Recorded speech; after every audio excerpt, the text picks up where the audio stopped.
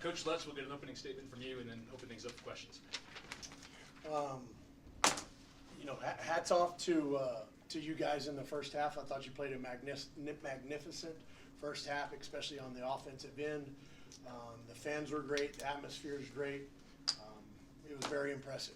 Now, with that being said, I thought that our defense was the complete opposite of that in the first half.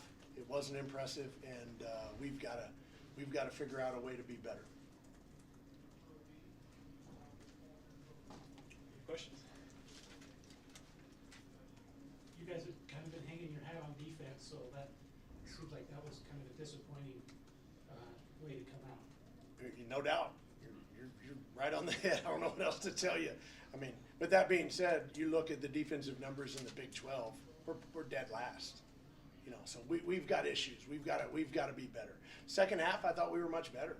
I don't know what the second half was. Held you to 39 points. It's not great, but it's not terrible either. I thought we moved the ball better in the second half offensively. I think we had 12 assists on 15 made baskets, which allowed us to score some and get our defense set. We didn't make any shots in the first half, and therefore we're playing transition defense the whole second half, so that's on us. But we've got to get better defensively. We went on a 31-9 run over the end of the first half and the beginning of the second half. What was working well for you guys during that stretch? We shared the basketball. I brought in some guys that really haven't played much, but they know how to play, and they can shoot, and they pass, and they play unselfishly. We probably had 10 missed layups in the first half and at least 10 bad shots. It's just a terrible recipe for success, especially if you're not going to guard on the other end. I don't know what we gave up in the first half, but it was 60% from the two and 41 or 42% from the three. You don't win that way in this league. This league is a physical, grimy, defensive league, unless you have superior talent. And obviously right now we're not in that situation. What was the scout you guys had on BYU's Jagor and your impressions of him, Jagor? Good player. Yeah, he's a good player. He's got to learn. He's got to get better. I thought he has a really good skill set. He's going to make money for a lot of time. Just depends on, is he a worker or not? I don't know the kid. Seems very nice. He's a good player. What was working so well for Keller in that second half compared to the first? He got open shots, right? I mean, people drove the ball. They kicked it.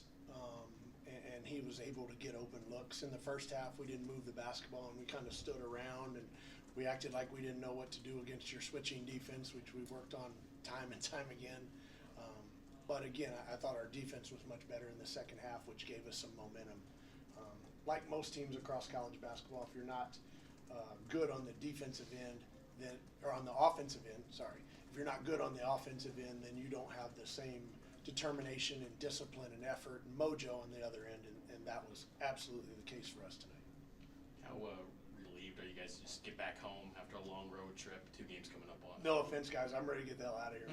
I mean, Utah's a beautiful place, but I've had enough. And I don't mean that disrespectfully. People have been wonderful to us. But yeah, I mean, we've got sick guys, and we were 7 hours late or 8 hours late getting here. It's just been a mess the entire time, and then obviously we did not perform on Saturday, and we did not perform in the first half tonight either. So that's really disappointing. But I'm absolutely I feel better about our second half, and hopefully we can build that moving forward, because we have Colorado at home on Saturday, and I mean, the road, you got to win at home and try and split on the road. So now we put ourselves behind. We're 0 for 3 on the road.